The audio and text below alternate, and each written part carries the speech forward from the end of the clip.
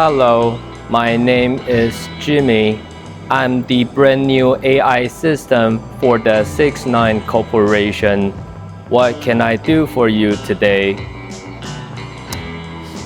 Hello, Jimmy. I'm Agent Andrew. My weapon naturally broke from the last mission, and I would like to get a new one. What do you have? How about the Tokyo Marui NWS DMR? The caliber of the gun is 6mm. I think this one is a little too long. It's not really, it's not really for like DMR missions and stuff. No, not this one. How about the Maple Leaf hand solo pistol? Fancy, but not my cup of tea. How about the Double Eagle Shorty shotgun? Do I really look that gangster to you? May I suggest the KJW M700 long range sniper rifle? Did you forget that I'm not a big fan of long guns? Or may I suggest the brand new GHK 17 Gen 5 Glock pistol? Jimmy, that's a sidearm. That's not a primary weapon. I already have one. Or maybe the old school M16A1 from VFC. Oh God. Did I not mention long guns? Perhaps you will like the newest VFC FNC GBB rifle. How can AI be so stupid nowadays? Please don't say that. I heard you loud and clear. Look, Jimmy, I only have 20 minutes left before the next mission. So I would suggest maybe you can speed up a little bit to get the right weapon for me so I can get my mission done. I think you are going to like this one, the VFC MCMR AR, the CQB version. Do you like it? That's more like it. The BCM and CMR, slightly smaller, CQB friendly, and packs a lot of firepower. However, can you recommend me something smaller, something more compact? Here is the special one, the Maruyama SCW9 PRO submachine gun. It comes with 2 magazines right out of the box and a TDC hop-up with supreme gas efficiency. It will rock your day like no one else. And this gun takes lots and lots of Magpul accessories. You can turn it into the way you want it. Check this out. Pretty hot, isn't it? How do you like it? Now, time to shoot some guns.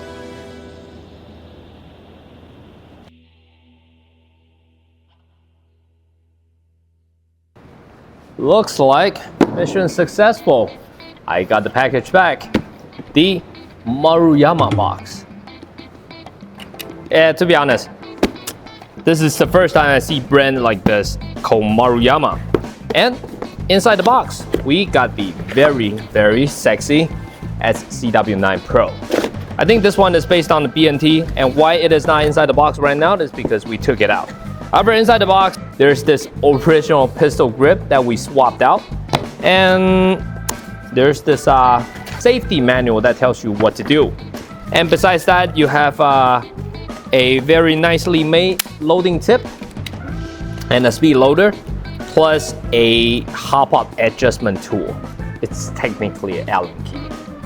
Okay, goodbye box. Now we're gonna talk about this, the SCW9 PRO version. This one we liked it so much, so we already put a bunch of goodies on it. We got the sights, we got the laser pointer, we got the Magpul grips and handle grips. This gun, it is a beautiful and comfortable gun to use. And look at this stock. just really adds that cool factor. The fire selector clicks into place very nicely. This one, it is safe, semi, and full auto. And the trigger reset, it is very crispy as well. Listen to the reset. Spot on. I like this gun a lot, and there are a lot of cool features on this gun. Well, let's talk about the previous version. There's the SCW9, in which it uses Glock style magazines, which I think it takes Tokyo Marui style Glocks and also like BFC Glock magazines. However, this one, it's got this very well made magazine that comes with sticker dummy rounds inside that gives the extra look on it.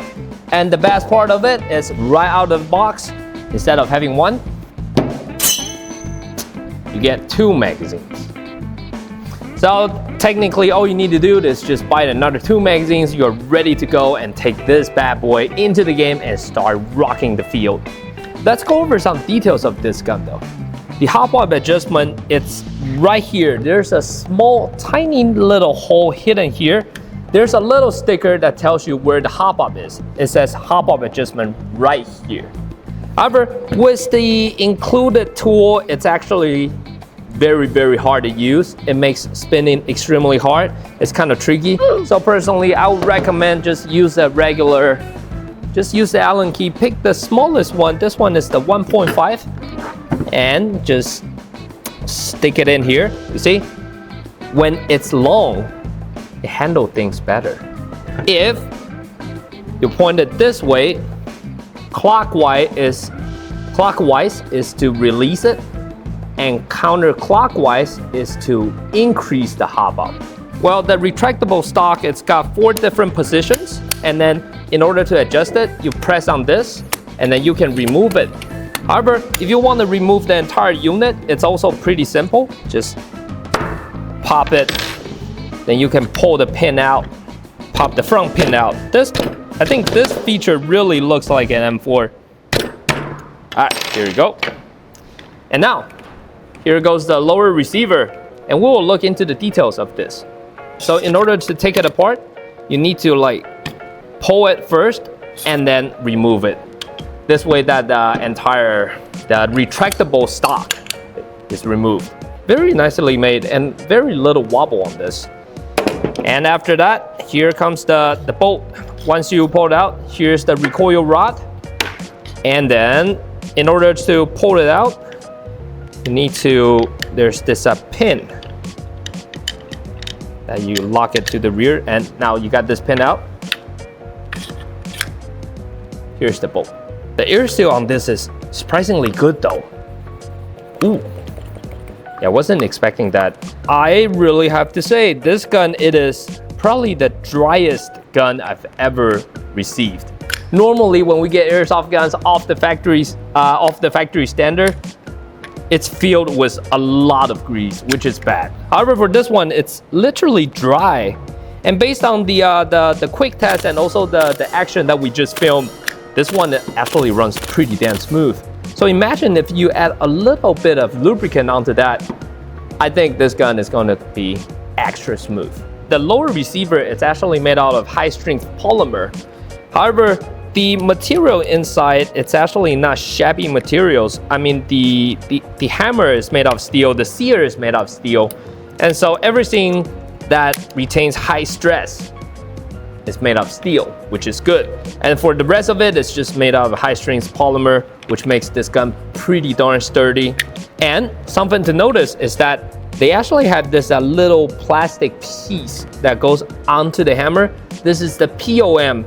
They actually use this very, I don't really know the word, slippery material. So, you know, when the bolt is made of aluminum, the hammer, it is made of steel. You know, when steel rubs against aluminum, you know, after time, it's just gonna like ruin your bolt.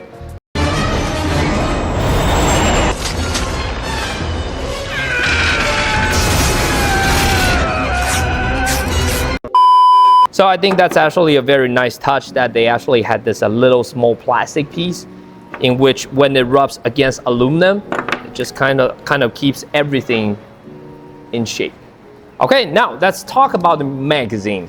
The magazine, I think, is one of my favorite part of this gun, and it seems like there's a potential that you can use CO2 in the future. However, let's take a look. For the amount of BBs that loads into the gun so far based on our test, it loads 48 rounds. However, Maruyama, their employees told me that they don't recommend loading all the way to 48 rounds, maybe slightly less, maybe somewhere around like 45 or 42 to ensure the best feeding experience. When you load all the way to 48 rounds, it's actually very, very tight, that there's literally no space for the BB to go up or down. And so when it comes to loading nozzle, this little tip right here, it is actually very, very thin. If you just stuff the magazine all the way up, there's a high potential that you are gonna break the loading tip. If you want to load 48 rounds all the way, then I highly recommend you lock the bolt to the rear, catch it, put in the magazine, then release the bolt. That way you can make sure that you wouldn't break the loading tip. To put it back, it is extremely simple. Again, just slide this in, and you want to make sure that this circle here, that it shows up. Then you can put the put this pin back in. Once you got it in, the recoil spring. Then I'll put the stock back in, just like that. Now, got a catch. Then the lower receiver. And the gun is ready. Now here, let me do a quick demo. This magazine right here is loaded with 48 rounds. If I try to stuff it into the gun, it's not gonna fit. See, so at the moment, a lot of people would just try to smash it. Yep, if you do that, the loading nozzle is done. So you wanna lock your bolt to the rear. This is the bolt release right here. Push it up. Then release it. That's the way to do it. Okay, and for this gun, it's got semi and full auto. And the rate of fire on this gun, it is pretty darn fast. Check it out.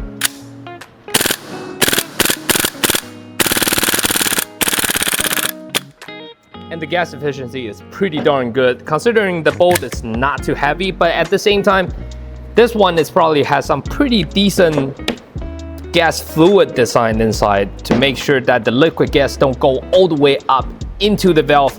So, yeah, this gun, it's working really, really well. And let's test it out and see how it performs. Okay, let's test out the FPS output on this bad boy. And I have to say it again, when you have the magazine fully loaded, please don't jam it in there because you are gonna ruin the loading nozzle. You wanna turn it to semi, lock the bolt to the rear, hold the bolt, tuck in the magazine, and now the gun is hot, okay? Semi. Oh, it's doing that double feeding thing again. Yep.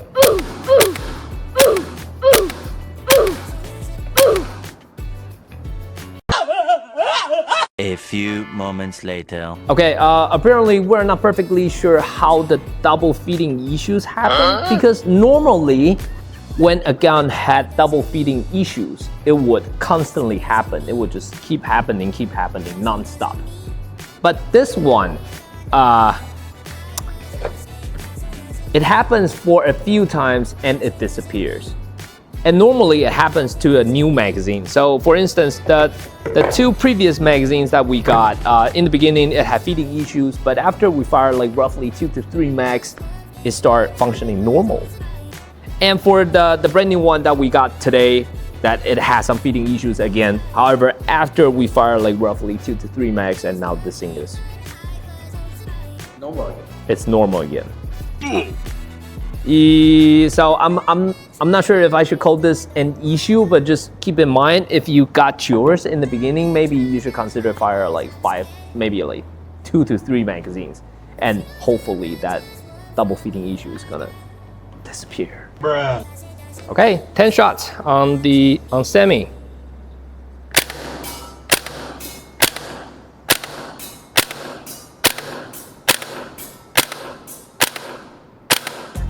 Okay, so the average is around 94.4 meters per second, and the drop is pretty consistent. In the beginning, it's a little high, somewhere around like 97.9, and down to 92. But overall, I would say it's not bad. It's pretty consistent. Okay, now let's see the rate of fire. Ready? Fire in 3, 2, 1. Actually, considering the cooldown on the magazine, this is actually pretty consistent. But until the 33 round, it dropped all the way to 67. But again, yeah, the magazine gets cooled down. Now we got the SCW9 PRO tuned in, and now let's do some accurate shots. Where we're sitting right now, it is at the 25 meter range. So obviously that sign over there, that's not 30 meters. Okay, the orange target over there, that's 15 meters. Let's take a look. The orange target on the right hand side, that's 15 meters. The one on the left, that's 25. And then after that, that's 35. The one all the way to the rear, that's 45. Actually, for a submachine gun, I think 45 meters, that's considered pretty damn long. And surprisingly, we test out the hop up. This one can lift all the way up to 0.43 gram. So in that case, I went with 0.4 gram BBs, loaded into the magazine, and let's see how it goes.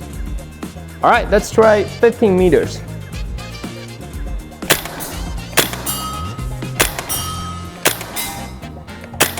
Very easy. Okay, 25.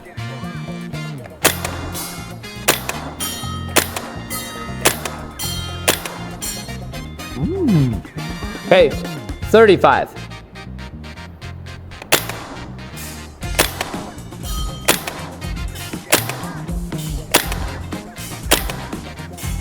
Wow. All right, 45 then. 45.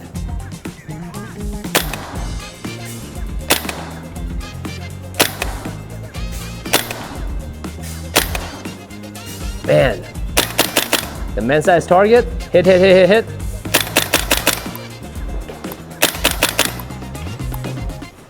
Photo.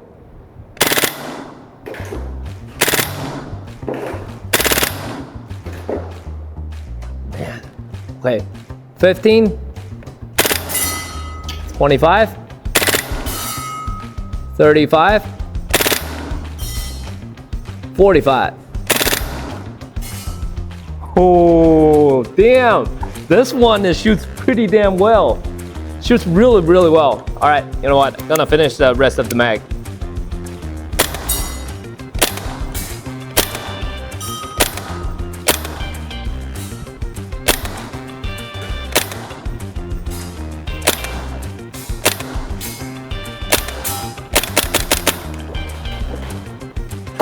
I'm impressed.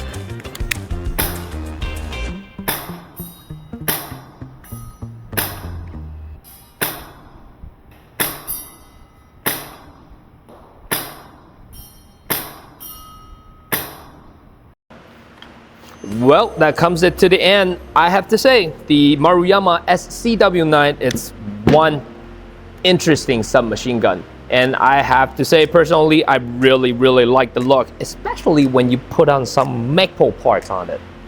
Looks super sweet. I think I'm gonna take it to a few games and see how this one turns out. But overall, my impression towards this gun is the gas efficiency. It is really, really good. Probably there's something to do with the design inside the magazine, and also how small and how light the bolt is. As well, my personal favorite is the TDC hop-up that makes the entire adjustment very, very easy. And this one, it can eat up to like some heavyweight BBs right out of the box. So I would say this one, I'm not perfectly sure what's the feeding issue in the first two magazines. However, that never happened to this gun after that. So, but besides that, that's it for the episode today. If you haven't clicked the like and subscribe button, make sure you do. And also do check out our website, check out the friction pro buckings, and also all the lubricant pens. We got some new stuff coming onto that website as well. Stay tuned and we will see you very soon.